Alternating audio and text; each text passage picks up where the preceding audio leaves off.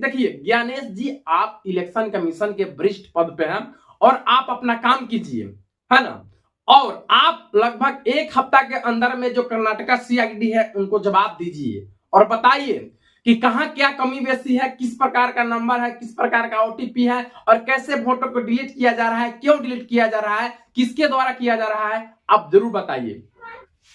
नमस्कार दोस्तों, मैं बैजू कुमार आप लोगों को बताएंगे कि किस प्रकार इस देश के अंदर दम धांधली से वोटों की चोरी किया जा रहा है चुनाव आयोग के द्वारा। दोस्तों, ये हम नहीं कह रहे हैं। जब पिछले बार राहुल गांधी जी प्रेस कॉन्फ्रेंस किए थे तो उन्होंने बताया था कि किस प्रकार नए वोटरों को ऐड किया जा रहा है और वोटर कहां के है पता नहीं, ABCDWZ करके नाम था उनका। दोस्तों, जब इस बार राहुल गांधी प्रेस कॉन्फ्रेंस करते हैं तो उन्होंने बताते हैं कि यह हाइड्रोजन बम नहीं है, हाइड्रोजन बम अभी कभी नहीं सुन है, लेकिन किस प्रकार वोटों को डिलीट किया जा रहा है पुख्ता सबूत के साथ जब स्टेज पर आते हैं। तो दोस्तों, बात किया जाए कि एक व्यक्ति होते हैं जिनके द्वारा लगभग 12 से 14 लोग वोट डिलीट किया जाता है और उस व्यक्ति को वहां तक पता भी नहीं है कि हम किसी को वोट को डिलीट कर रहे हैं, किसी को फॉर्म भर रहे हैं वोट डिलीट करने के लिए। देखिए लाइव सबूत। Babita Chaudhary is one of the votes that he is supposed to have deleted. आइए भैया, he is supposed to have deleted. This is the gentleman. ये इनका वोट डिलीट किया जा रहा था, ये कर रहे थे। इनसे आप पूछिए, बताइए। That's our candidate. हाँ, कन्नड़ा में बोलिए, थोड़ा ट्रांसलेट कर लीजिए। मेरे नाम पे 12 लोगों का नाम डिलीट किया गया है, हालांकि मुझे मालूम नहीं। मैं कभी किसी को मैसेज भेजा भी नहीं, मैं बुलाया भी नहीं। ये बबीता आके पूछने से पता चला कि मैंने मेरे फ़ोन से ऐसा मैसेज दिया, लेकिन असल में मैंने किसी को भी मैसेज नहीं किया। दोस्तों, आपको जानकर हैरानी होगी किस प्रकार चुनाव आयोग अपनी मनमाना अपनी मनमर्जी से काम कर रहा है। दोस्तों, जब पिछले बार राहुल गांधी जी ने बताया था कि किस प्रकार वोटों को ऐड किया जा रहा है, उस पर बहुत ही बवाल छिड़ा था। यहां तक चुनाव आयोग ज्ञानेश कुमार ने कहा था कि 7 दिन के अंदर में राहुल गांधी को हलफनामा देना होगा, नहीं तो उनको समझिए कि यह आरोप निराधार है। हलफनामा देना होगा या देश से माफी मांगनी होगी, तीसरा विकल्प नहीं है। अगर 7 दिन में हलफनामा नहीं मिला तो इसका अर्थ ये सारे आरोप निराधार हैं। लेकिन इस बार जब राहुल गांधी ने वोट डिलीशन के बारे में बताएं, यानी वोट डिलीट के बारे में बताएं और उल्टे कहें कि ज्ञानेश जी आपको 7 दिनों के अंदर जवाब देना होगा। दोस्तों, आप लोगों से बता दिया जाए कि इस बार वोट जो डिलीट किया जा रहा है बेजाब्ते कॉल सेंटर बनाया जा रहा है, सॉफ्टवेयर के द्वारा बनाया जा रहा है और एकदम चुप्पे चुप्पे तरीके से वोटों को डिलीट किया जा रहा है किसी दूसरे के नाम से। देखिए सबूत। पिछली बार मैंने आपको एडिशंस के बारे में बताया था, ये हम आपको डिलीशंस के बारे में दिखा रहे हैं और सबूत के साथ हम आपको दिखाएंगे कि ये जो डिलीशंस हुए हैं ये सेंट्रलाइज तरीके से कॉल सेंटर के प्रयोग करके, सॉफ्टवेयर के प्रयोग करके किए गए हैं। दोस्तों, इस बार जो माने कर्नाटका के आनंद विधानसभा है उसके बारे में राहुल गांधी जी बताते हैं कि यहां पर एक BLO साहब के रिश्तेदार को डिलीट कर दिया जाता है। जब इस बात को BLO साहब को पता लगता है तो उन्होंने इसके बारे में खोजबीन जारी कर देते हैं और इस बात को जानकारी को प्राप्त करते हैं। कर्नाटक में आनंद कंस्टिट्यूएंसी है, यहां पे चोरी पकड़ ली, कोइंसिडेंस से पकड़ी। वहां की जो BLO थी उसने देखा कि उसके रिश्तेदार को डिलीट कर दिया गया था, जैसे चोरी पकड़ी जाती है। दोस्तों, इस कहानी से पता लगता है कि BLO साहब को जो रिश्तेदार का वोट डिलीट किया गया था, बताया जा रहा था उनका पड़ोसी किया था। और जब पड़ोसी से पूछने गए तो पड़ोसी कहा कि हमको पता नहीं। तो दोस्तों, इस कहानी से यह पता लगता है कि कहीं ना कहीं दाल मुत्ते काला जरूर है। दोस्तों, सेंट्रलाइज करके सॉफ्टवेयर के माध्यम से कहीं ना कहीं से वोट को डिलीट किया जा रहा है। आनंद में 6018 वोटर्स डिलीट हुए, उसमें से इनकी रिश्तेदार थे। उन्होंने पता लगाया कि मेरे रिश्तेदार को डिलीट किसने किया। पता लगा कि पड़ोसी ने रिश्तेदार को डिलीट किया। बीएलओ ने जाके पड़ोसी से पूछा कि भाई आपने मेरे रिश्तेदार को क्यों डिलीट किया? पड़ोसी ने कहा मैंने तो नहीं किया। बीएलओ सस्पिशियस हो गई, शक पड़ा, उसने प्रोसेस चालू कर दी। दोस्तों इस कहानी के अंदर एक और आते हैं व्यक्ति नागराज जी, जो लगभग 4 बजे भोर में उठते हैं और छटाछट 36 सेकंड के अंदर 2 फॉर्म भरते हैं वोटर डिलीशन के लिए और वोट डिलीट करके सो भी जाते हैं। दोस्तों आप लोगों से बता दिया जाए कि जो चुनाव आयोग है कहीं ना कहीं सो रहा है, लेकिन ऐसी बात नहीं है, वो नहीं सो रहा है। लगभग जो फर्स्ट नंबर पर आने वाले व्यक्ति हैं उसको नाम पर कहीं ना कहीं वोट डिलीट करने का काम कर रहा है। नागराज जी, इन्होंने 2 एप्लीकेशन 36 सेकंड में फाइल कर दी है। और मजे की बात देखिए, ये 4 बजे सुबह उठ के फाइल कर रहे हैं।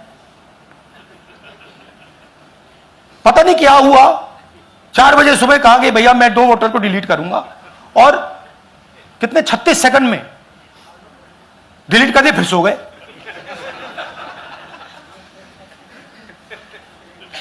हमारी माइंड में पहले सवाल था कि क्या इलेक्शन कमीशन भी सो रहा है, मगर नहीं, सोया कोई नहीं है, जगे हुए हैं, सिस्टमैटिकली मदद हो रही है। दोस्तों वोट डिलीट काम करने में जो मोबाइल नंबर का उपयोग हो रहा है, ओटीपी का जो उपयोग हो रहा है, कहीं ना कहीं उस नंबर उस कर्नाटका के नहीं था, कहीं दूसरे जगह का था, जैसे दिल्ली के हो गया है, तमिलनाडु के हो गया। इस प्रकार से इस खेल को रचा जा रहा था और इस सारी खेल को उजागर करके रख दिया राहुल गांधी ने। पता क्या लगा कि कोई ना कोई, किसी ने अलंग में वोटर डिलीशन सिस्टमैटिकली ऑर्गेनाइज तरीके से, सेंट्रलाइज तरीके से किया। हमें यह नहीं मालूम कि आनंद में कितने वोटर डिलीट हुए, क्योंकि इससे बहुत ज्यादा हो सकते हैं। 6000, तकरीबन 6000 पकड़े गए, उस पर इन्वेस्टिगेशन हो गया। क्या पता लगा कि फाइलिंग ऑटोमेटिकली ऑनलाइन हो रही है। मोबाइल नंबर्स कर्नाटक के नहीं यूज हो रहे, मोबाइल नंबर्स दूसरी स्टेट्स के यूज हो रहे हैं। इनफैक्ट कर्नाटक के नंबर थे ही नहीं उसमें। मतलब आप दिल्ली में बैठे डिलीट कर रहे हो, आपका नंबर तमिलनाडु का है। आप गुड़गांव में डिलीट कर रहे हो, आपका नंबर झारखंड का है। और जब हम चेक कर रहे हैं कि भैया आपका नंबर है, तो आपका नंबर है ही नहीं, किसी और का नंबर है। और टारगेट करके कांग्रेस। दोस्तों इस वोट डिलीशन की वजह से कर्नाटका के जो सीआईडी है, चुनाव इलेक्शन कमीशन को लगभग 18 बार चिट्ठी लिखी। और चिट्ठी इसलिए लिखी कि आप हमें बताइए कि किस मोबाइल नंबर का उपयोग कर रहे हैं और ओटीपी कहां जा रहा है और इस मोबाइल नंबर के मालिक कौन है। इसके विषय में लगभग 18 बार कर्नाटका सीआईडी ने हिंदुस्तान के चुनाव आयोग को पत्र लिखा, लेकिन एक बार भी वहां से कुछ जवाब नहीं मिला। हाथ खाली की खाली ही रह गया। दोस्तों इससे साफ पता चलता है कि कहीं ना कहीं दाल में कुछ काला है और कहीं ना कहीं कुछ सेंट्रलाइज तरीके से एक कॉल सेंटर बना करके इस काम को पूरा किया जा रहा है। दोस्तों आप लोगों से बता दिया जाए कि हाल ही 2-4 दिन पहले जब नरेंद्र मोदी जी का जन्मदिन था, उसके उपलक्ष्य में जो भी सच्चे पत्रकार थे, जो भी सच्चे वरिष्ठ जो पत्रकार थे, उनको एक नोटिस जारी किया गया और कहा गया कि जो भी आप अडानी के नाम से वीडियो बनाए हैं उसको डिलीट किया जाए। तो दोस्तों कहीं ना कहीं इस बात को पता लगाया जा रहा है कि गोदी मीडिया का जो भी प्रोपेगेंडा है वह असर नहीं कर रही है। कहीं ना कहीं उन लोग सोशल मीडिया पर आ गए हैं, यूट्यूब पर आ गए हैं और सच्चाई देख रहे हैं और सच्चाई दिखाया भी जा रहा है। इसी प्रकार से जब सच्चाई दिखाया जाता है, सच्चाई लोग देखता है, तो कहीं ना कहीं उन लोगों के अंदर खलबली मचती है। तो दोस्तों आप लोगों से बता दिया जाए कि राहुल गांधी ने एक ऐसे सच्चाई को सामने रखा जो कहीं ना कहीं हाइड्रोजन बम से कम नहीं है, लेकिन हाइड्रोजन बम अभी कमिंग सून है। दोस्तों जब हाइड्रोजन बम आ जाएगा तो देखिए क्या होने वाला है। आगे वाला भाग में बताते हैं कि देखिए ज्ञानेश जी, आप इलेक्शन कमीशन के वरिष्ठ पद पे हैं और आप अपना काम कीजिए, है ना, और आप लगभग 1 हफ्ता के अंदर में जो कर्नाटका सीआईडी है उनको जवाब दीजिए और बताइए कि कहां क्या कमी बेसी है, किस प्रकार का नंबर है, किस प्रकार का ओटीपी है और कैसे फोटो को डिलीट किया जा रहा है, क्यों डिलीट किया जा रहा है, किसके द्वारा किया जा रहा है, आप जरूर बताइए। जो भी मैं यहां बोल रहा हूं 100% प्रूफ के साथ, सबूत के साथ बोल रहा हूं। और मैं अभी आपको दिखाना चाहता हूं कि मैं ये शब्द क्यों बोल रहा हूं और किस बेसिस पे बोल रहा हूं। आपको अपनी आंखों से ये दिखेगा। कर्नाटका सीआईडी ने केस चालू किया कि ये वोटर कौन है, ये फोन किसके हैं, ये आईपी एड्रेस क्या है, ओटीपी कहां गया, इन चीजों के बारे में इन्वेस्टिगेशन शुरू होती है।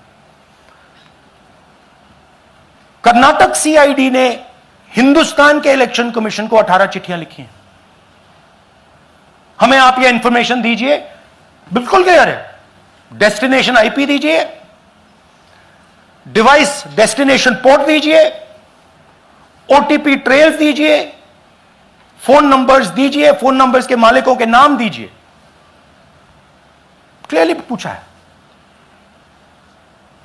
No answer. 18 चिट्ठी सीआईडी कर्नाटक,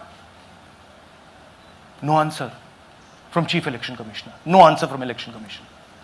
टाइमलाइन देखिए,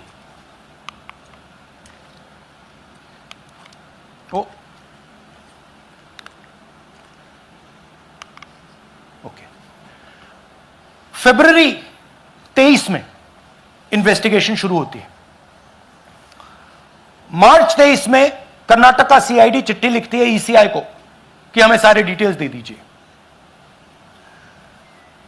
अगस्त में इनकंप्लीट डिटेल्स दी जाती हैं, जिससे कोई इन्वेस्टिगेशन आगे नहीं बढ़ेगा।